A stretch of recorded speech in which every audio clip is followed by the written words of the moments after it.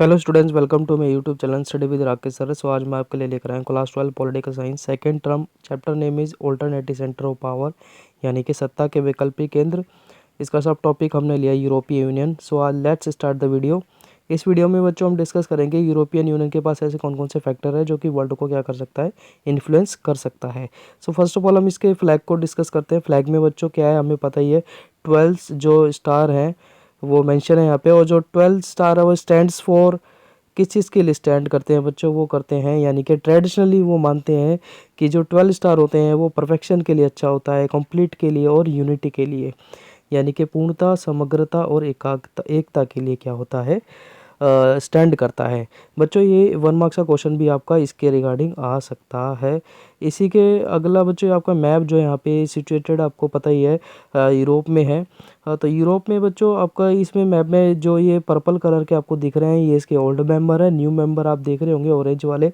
और बच्चों ये जो न्यू मेंबर है ना, ये मोस्टली कहाँ के मेंबर आपको पता ही होगा, याद आ गया होगा इनके नाम सुनकर। पोलैंड है, लुथियाना, ये सब कहाँ के हैं, यूएसएसआर के मेंबर थे। ठीक है, तो वो इसमें ना मैप भी देते थे पहले, कि क्वेश्चन आता था कि आप इसमें बताइए कि यूरोपियन यूनियन का न्यू मेंबर कौन है।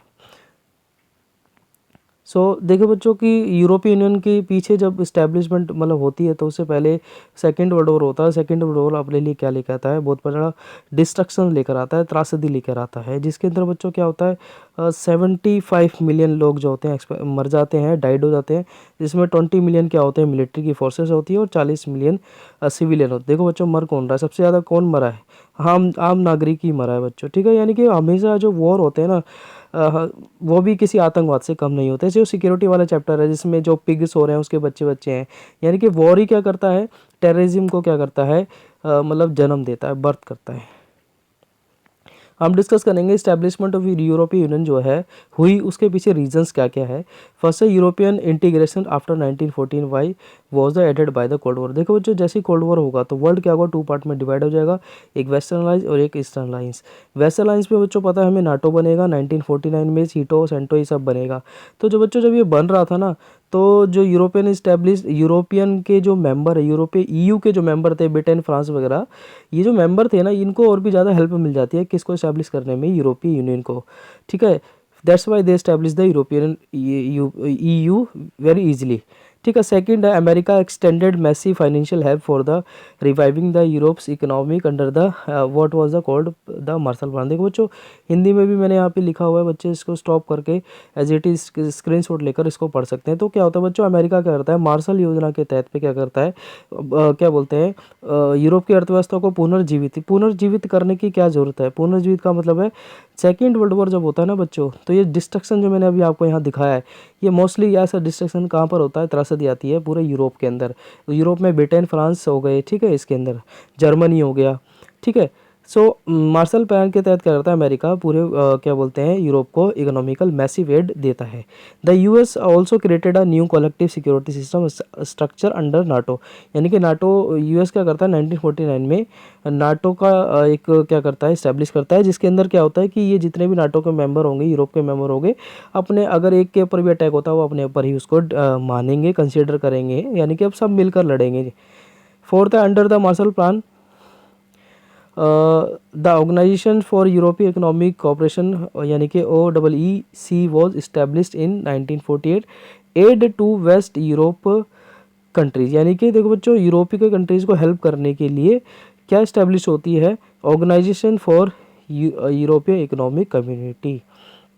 फोर्थ है the council of Europe established in 1949 was another step in political comparison, यानी कि पॉलिटिकल सहयोग के लिए, यानी कि राजनीतिक सहयोग के लिए वो क्या इस्टेब्लिश करते हैं बच्चों, यूरोप की परिषद का इस्टेब्लिश करते हैं, यानी कि यूरोपियन काउंसिल का वो क्या करते हैं, सॉरी यहाँ पे लिखा यूरोपियन काउंसिल का, काउंसिल ऑफ यूरोप क्या करते हैं, इस्टेब्लिश करते हैं for the politically corporation. Economical integration के लिए क्या करते हैं, ये क्या करते हैं, यूरोपियन इकोनॉमिक कम्युनिटी, जो हमारा पॉइंट है 6, यानी कि यूरोप EEC की इस्टेब्लिशमेंट क्यों करते हैं, इकोनॉमिक इंटीग्रेशन के लिए।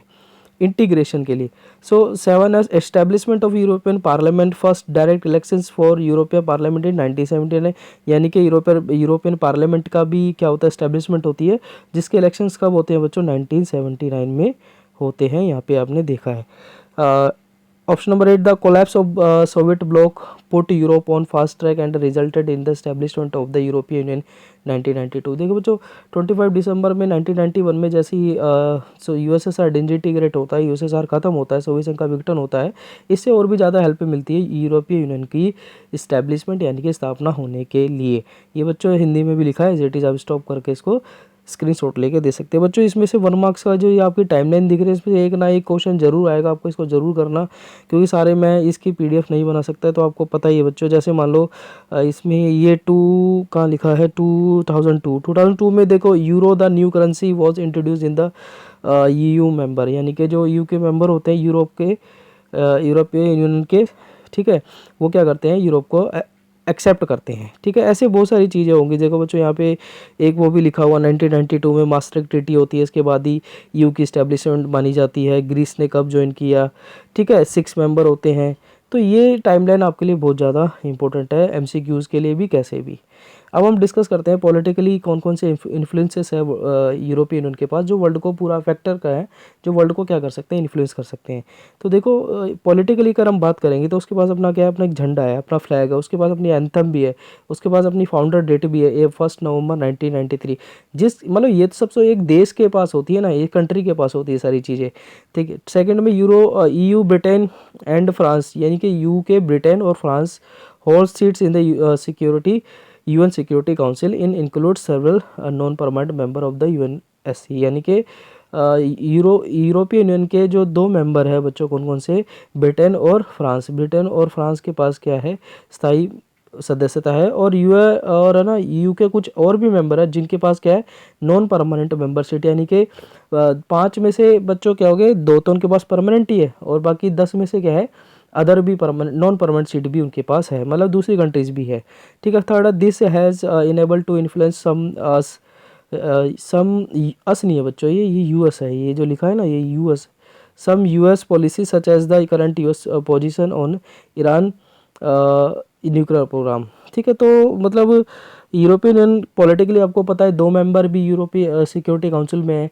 तो यूएस अगर वो कुछ भी करता है ना, यूएस से मान लो 2003 के अंदर जब वो इराक के ऊपर अटैक करता है, तो मतलब यूरोपियन यूनियन की जैसे कई कंट्री होती है उसको मना करती है, उसके फेवर में नहीं खड़ी होती। ईरान को न्यूक्लियर प्रोग्राम देना है नहीं देना है, उसके अगेंस्ट में भी होंगे वो या नहीं होंगे।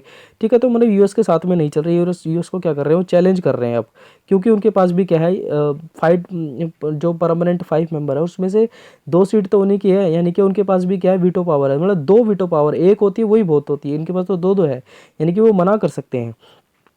While the attempts to have a constitution for the यूरोपीय यूनियन हैव फेल्ड, यानी कि ये कोशिश करते हैं कि यूरोपीय यूनियन का क्या बनाया जाए, एक संविधान भी बनाया जाए जिसमें वो क्या नहीं होते, क्या बोलते हैं, सफल नहीं हो पाते, क्योंकि ब्रिटेन आपको पता है ओशियन का राजा होता है, यानी कि किंग ऑफ द ओशियन होता है।